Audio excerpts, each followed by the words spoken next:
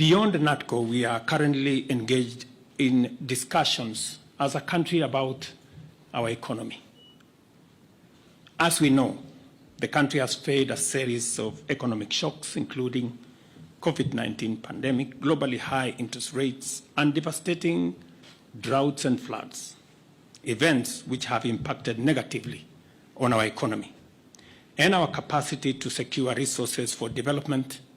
and to also meet our debt service obligations. In the last 2 years, we have put in our best efforts to mobilize domestic and external resources to accelerate our economic program, pull the country back from the danger of debt distress, and set us on a path of economic transformation. These efforts have strengthened the Kenya shilling, reduced fuel prices at the pump, and lowered the cost of living, including the cost of essential household commodities. This year, my administration presented revenue-raising measures through the Finance Bill 2024, which were aimed at not only consolidating the economic recovery program,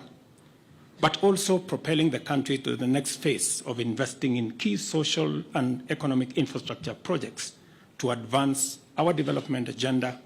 and reduce on our debt burden. However, many voices expressed disapproval of these proposals, leading me to drop the bill and terminate the process. It therefore means that apart from the people of Kenya asking us to consider alternative means of raising revenue, which I agree with,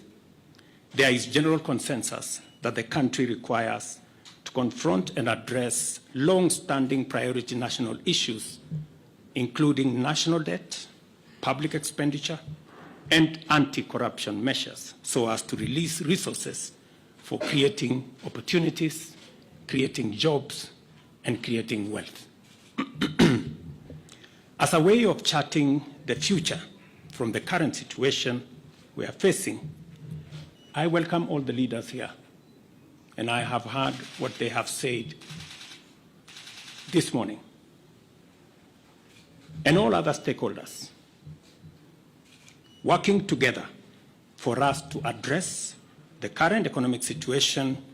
through a broad-based political arrangement and to rally the country forward, as has been said by the former Prime Minister. And therefore, we have yet another opportunity as a country, Kenya being the resilient people we always are, to come together and figure out the future of our country in a manner that makes sure that we address the existential challenges and threats that face our nation. And that's the reason why I set up a committee to work and audit our debt, for us to interrogate our expenditure, and for us to work on anti-corruption. I want to encourage Parliament to expedite the conflict of interest bill that will support our anti-corruption measures, especially in relation to public officers.